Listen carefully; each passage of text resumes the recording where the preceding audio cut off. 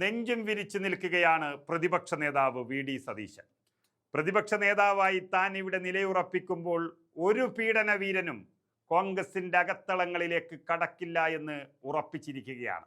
പരാതി കിട്ടിയതിൻ്റെ തൊട്ടു പിന്നാലെ DGPക്ക് ആ പരാതി കൈമാറി. അതിനുശേഷം ഇതാ മാങ്കൂട്ടം MLA പുറത്താക്കിയിരിക്കുന്നു പാർട്ടി. പണ്ടേ സ്ത്രീപക്ഷ നിലപാട് ഉയർത്തിപ്പിടിച്ച് മാങ്കൂട്ടത്തെ നിന്ന നിൽപ്പിൽ ഏത് കടലിരമ്പി വന്നാലും ഈ തീരുമാനത്തിൽ നിന്ന് മാറ്റമില്ല എന്ന് സതീശൻ ഉറപ്പിച്ചു പറഞ്ഞുകൊണ്ടാണ് പുറത്താക്കിയത്.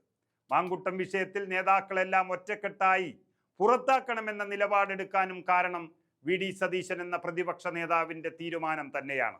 ഇതിനു മുൻപ് അതിനിർണായകമായ സമയത്ത് വി.ഡി. സതീശൻ തൻ്റെ ബോധ്യത്തിൽ നിന്നും ഒരു ഉറച്ച തീരുമാനമെടുത്തിരുന്നു. PV അൻവറിന്റെ കാര്യത്തിലായിരുന്നു ആ തീരുമാനം. അന്ന് തെരഞ്ഞെടുപ്പ് പ്രഖ്യാപിച്ച 24 മണിക്കൂറിനുള്ളിൽ ആര്യാടൻ ഷൗക്കത്തിന്റെ സ്ഥാനാർത്ഥിയാക്കി നിർത്തിക്കൊണ്ടായിരുന്നു സതീശൻ കസറിയത്.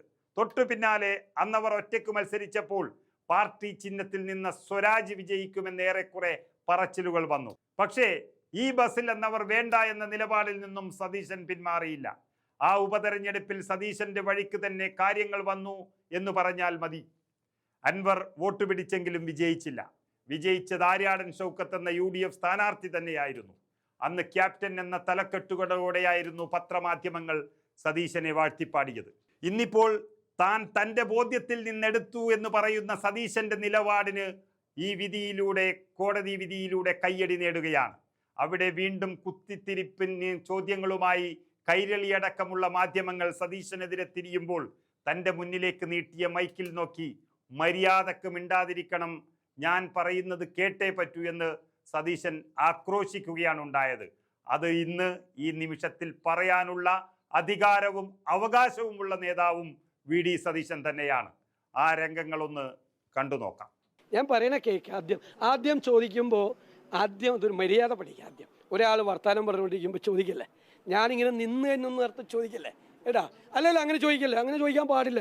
ഞാൻ മറുപടി പറയാതെ ചോദിക്കുക ഇയാൾക്കൊരു അവകാശമില്ല. ഞങ്ങളൊരു പാർട്ടി എന്നുള്ള നിലയിൽ നമ്മുടെ രാജ്യത്ത് ഇതുപോലൊരു പാർട്ടി ഒരു തീരുമാനം എടുത്തിട്ടില്ല. നമ്മുടെ സംസ്ഥാനത്തും ഇതുപോലൊരു തീരുമാനം എടുത്തിട്ടില്ല. നിങ്ങൾ ആ തീരുമാനത്തെ ചില മാധ്യമങ്ങൾ അതിനെ അങ്ങോട്ട് സൈഡ് ലൈൻ ചെയ്തിട്ട് പിന്നെ ഇതിൻ്റെ സാങ്കേതികത്വം മറ്റൊക്കെ ചോദിക്കല്ലേ.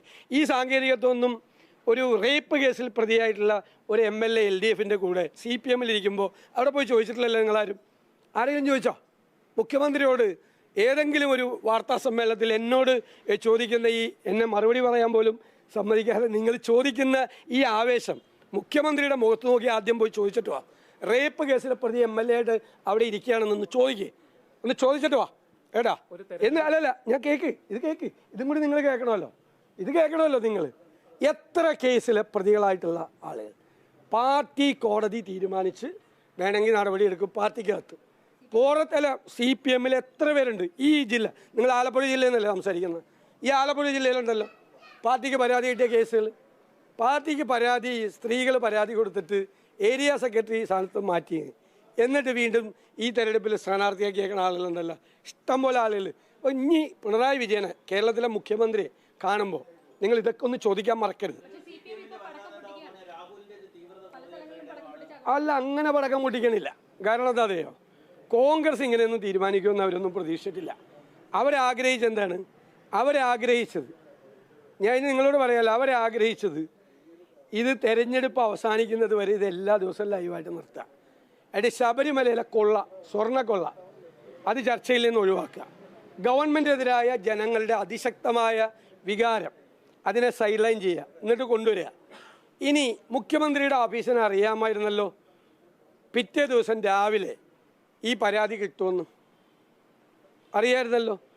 മുഖ്യമന്ത്രിക്ക് ഈ ആളെ അറസ്റ്റ് ചെയ്യണമായിരുന്നു. മുഖ്യമന്ത്രിയുടെ ഓഫീസിനും പോലീസിനും ഈ ആളെ അറസ്റ്റ് ചെയ്യണമായിരുന്നെങ്കിൽ ഒരു പോലീസുകാരൻ വിചാരിച്ചാൽ മതിയായിരുന്നല്ലോ. ഒരു പോലീസുകാരൻ അറസ്റ്റ് ചെയ്യണമെങ്കിൽ, അല്ല കേട്ടോ, ഞാൻ പറഞ്ഞേ കൂടി കേട്ടോ, മുഖ്യമന്ത്രിയുടെ ഓഫീസിൽ അറിയാമായിരുന്നു. അതൊന്ന് അന്വേഷിക്കുക. മുഖ്യമന്ത്രിയുടെ ഓഫീസിന് അറിയാമായിരുന്നു ഈ പെൺകുട്ടി പരാതിയുമായി പിറ്റേ ദിവസം വരുമെന്ന്. മനസ്സിലായേ? അല്ല, നിങ്ങൾ അല്ല, സംരക്ഷണമല്ല ഞാൻ പറഞ്ഞത്. അവർക്ക് ഇതിൻ്റെ അകത്ത് അറസ്റ്റ് ചെയ്യണമെന്നോ കേസെടുക്കണമെന്നോ ഇതൊന്നും അല്ല അവരുടെ താല്പര്യം. അവരുടെ താല്പര്യം പൊളിറ്റിക്കലായിരുന്നു. അതായത് ഇത് ലൈവാക്കി ഇലക്ഷൻ വരെ നിർത്തി. ഈ ശബരിമല കേൾക്കണോ, ഞാൻ പറയണ കേൾക്ക്. ആദ്യം ചോദിക്കുമ്പോൾ ആദ്യം അതൊരു മര്യാദ പഠിക്കുക. ആദ്യം ഒരാൾ വർത്തമാനം പറഞ്ഞുകൊണ്ടിരിക്കുമ്പോൾ ചോദിക്കല്ലേ, ഞാനിങ്ങനെ നിന്ന് എന്നൊന്നും അർത്ഥം ചോദിക്കല്ലേ എടാ. അല്ലല്ല, അങ്ങനെ ചോദിക്കല്ലേ, അങ്ങനെ ചോദിക്കാൻ പാടില്ല. ഞാൻ മറുപടി പറയാതെ ചോദിക്കാൻ ഇയാൾക്ക് ഒരു അവകാശമില്ല. അല്ലേ ഇവരൊക്കെ മിണ്ടാതെ നിൽക്കണുണ്ടല്ലേ? അല്ലേ മിണ്ടാതെ നിൽക്ക്. ഞാൻ സംസാരിക്കുമ്പോൾ ഇല്ലെങ്കിൽ ഇയാളിനി ചോദിക്കണ്ട. നിങ്ങൾ അല്ലല്ല, അതെന്ത് മര്യാദയുടെ കൈരളിയാണെന്ന് പറഞ്ഞ് എന്ത് തോന്നിയാസമാണ്.